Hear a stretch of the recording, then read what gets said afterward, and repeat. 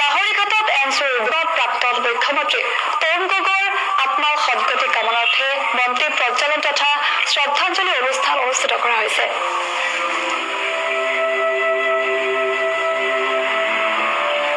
বন্তি প্ৰজ্বলন কৰি লাহৰীঘাট সমষ্টিৰ বৰ্তমানৰ বিধায়ক ডাক্তৰ নজৰুল ইছলামে আৰু এনচিৰ সভাপতি আসিফুল ইছলামৰ লগতে বহু সংখ্যক কংগ্ৰেছ দলৰ কৰ্মীসকলে বন্তি প্ৰজ্বলন কৰি প্ৰয়াত নেতাগৰাকীক শ্ৰদ্ধাঞ্জলি জ্ঞাপন কৰিছে।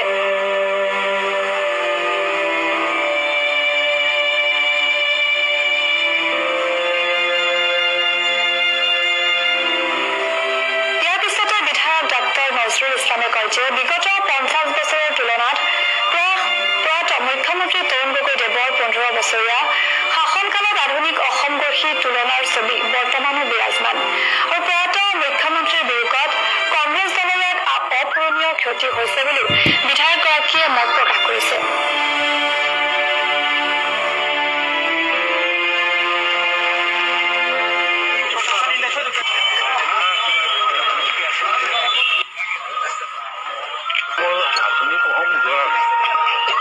তেওঁ যে কামখিনি কৰিছে সেইটো খালি কোনোবাই যে এজন ব্যক্তিয়ে কৈছে বা এজন মানুহে কৈছে এইটো নহয়।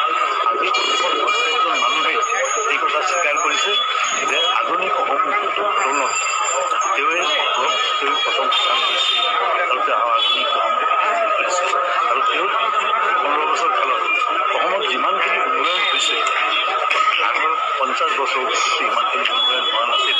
সেইকাৰণেই তেওঁক মানে আধুনিক অসম গঢ়াৰ খৰিগড় বুলি কোৱা হয় আৰু এইটো অসমৰ প্ৰত্যেকজন মানুহে মৰ্মে মৰ্মে তেওঁ উপলব্ধ কৰিছে আৰু প্ৰত্যেকেই অনুভৱ দুখ প্ৰকাশ কৰিছে। আধুনিক অসম গঢ়াৰ তেওঁ যে কামখিনি কৰিছে সেইটো খালি কোনোবাই যে এজন ব্যক্তিয়ে কৈছে বা এজন মানুহে কৈছে এইটো নহয়।